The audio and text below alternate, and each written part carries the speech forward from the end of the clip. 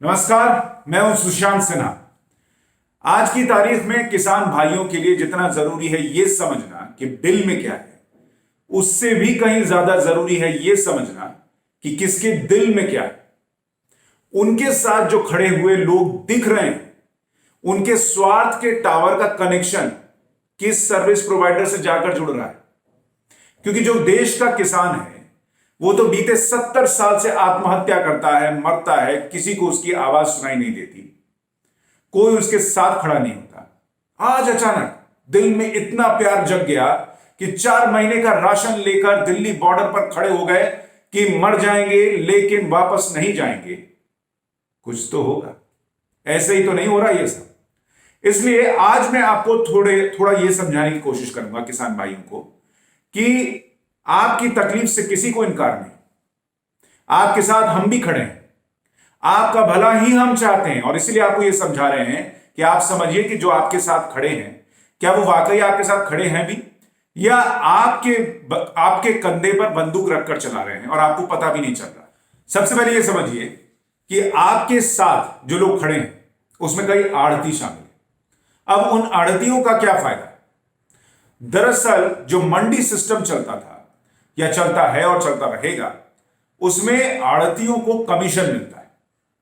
वो कमीशन वैसे तो उन्हें किसानों से नहीं लेना चाहिए, लेकिन देता बेचारा किसान ही है। लेकिन किसान की जेब से गया वो कमीशन आड़तियों को कितना फायदा पहुंचाता है आपको पता है?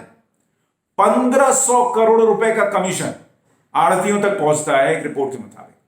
अब सोचिए, जिनके हाथ से अचानक ये 1500 करोड़ रुपए निकलकर कम होने लगेंगे, उसके दिल में दर्द तो होगा, लेकिन वो दर्द आपके लिए नहीं है किसान भाई। क्योंकि आपके लिए होता तो वो आपका भला देखता। आपका भला देखता तो सोचता अरे ये अच्छी कीमत पर बेचेगा, अपने हिसाब से बेचेगा तो इसका फायदा होगा। लेकिन वो अपना फायदा देख रहे हैं कि 1500 करोड़ हाथ से चले जाएंगे भैया। इतना ही नहीं, मंडी सिस्टम में आड़तियों की मनमानी चलती है। वो अपने हिसाब से रेट तय करते हैं। आपको क्या लगता है किसान वहां जाता है तो अपनी मर्जी से बेचता है? अपने मन के हिसाब के रेट पर बेचता है। आड़ती तय करते हैं मिलकर कि किस रेट पर क्या बिकेगा और किसका बिकेगा। अब समझिए, जब ये पावर हाथ से जाने लगेगी तो दर्द तो होगा। ये आड़ती किसान को कुछ कर्ज देकर एक तरीके से उसे खरीद लेते हैं। भाई वो बेचारा मासूम किसान, मजबूर किसान, उसको जहां से मदद मिल गई वो उसका होकर रह जाता है। और जब एक बार कर्ज दे दिया तो किसान अपने हाथ में, फिर आपको उसकी फसल जिस रेट पर बेचनी है वो आप बेच सकते हैं, क्योंकि वो तो आपके एहसान तले दबा है, वो कहीं और जा भी नहीं सकता। अब आपको समझाता हूं कि किसान नेताओं का क्या फायदा है। अगर ये आंदोलन कामयाब रहता है तो उनका सबसे बड़ा फायदा यह है कि किसानों पर एकाधिकार के जरिए जो वो उस राज्य की पॉलिटिक्स में अपना वर्चस्व दिखाते हैं, बनाते हैं, वो उनके हाथ से निकल जाएगा। क्योंकि किसान उनके हाथ से निकल जाएगा। किसान किसी को भी कहीं पर बेचने लग गया तो फिर इन किसान नेताओं का मतलब क्या रह जाएगा? किसान इनकी क्यों सुनेगा? वो तो अपने मन की सुनेगा, अपने मन की करेगा। ऐसे में ये किसान नेता इस बात से घबराए हैं कि इनकी तो पूरी पॉलिटिक्स कमजोर पड़ जाएगी।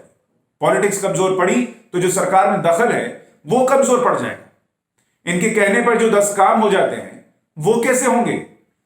वो जो पावर महसूस होती है वो कैसे महसूस होगी? क्योंकि जब पॉलिटिकल पार्टीज को यह नजर आएगा कि ये किसान नेता तो जो है वो किसानों का प्रतिनिधित्व नहीं कर रहा, हमारे किसी काम का नहीं, तो वो पूछेंगे नहीं तो वो कमजोर होंगे।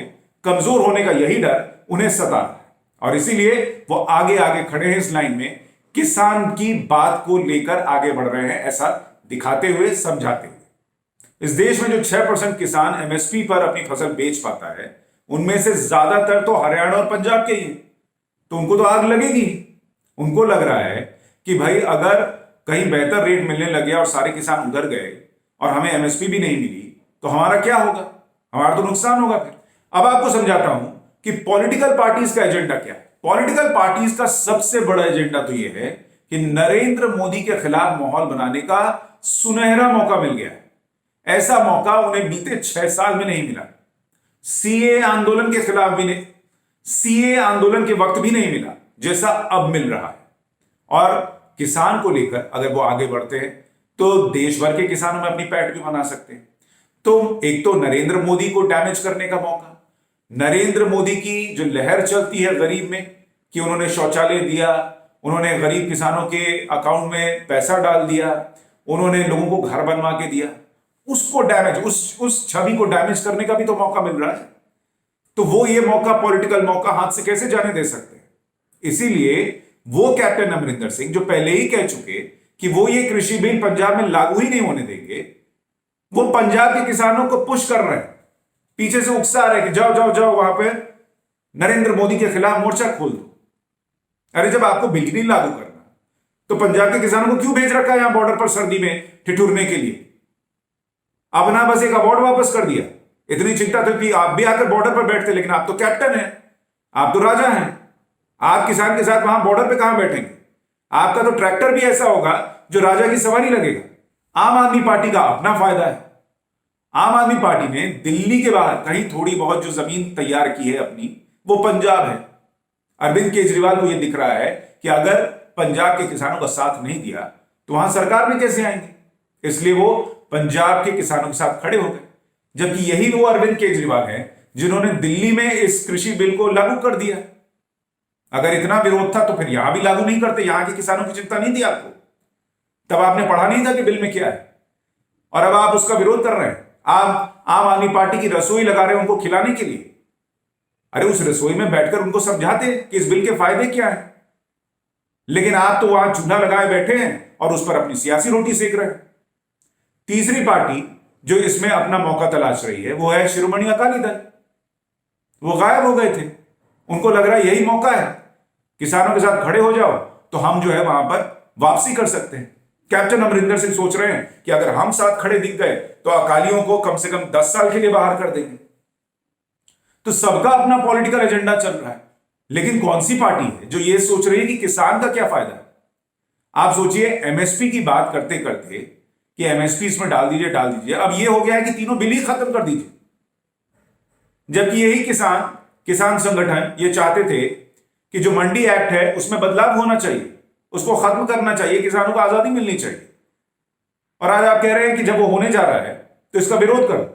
क्यों? क्योंकि वो जो छोटा किसान है उसको फायदा हो जाएगा। और आपका जो नेक्सस चलता है बड़े किसानों का, सिर्फ आप किसान है क्या? बाकी कहां है? उनसे भी तो पूछिए वो क्या चाहते हैं। सबका प्रतिनिधित्व आप ही कर देंगे। इतना ही नहीं, इसमें अपना फायदा ढूंढने वाली एक चौथी पार्टी वकीलों की भी आ गई। अब वो कह रहे हैं कि ये बिल खत्म हो जाने चाहिए। क्यों भाई? उनका क्या फायदा है? उनका फायदा यह है कि अगर सब कुछ एसडीएम ही तय कर देंगे तो फिर मामले कहां जाएंगे? उनके हाथ में तो कुछ आएगा ही नहीं।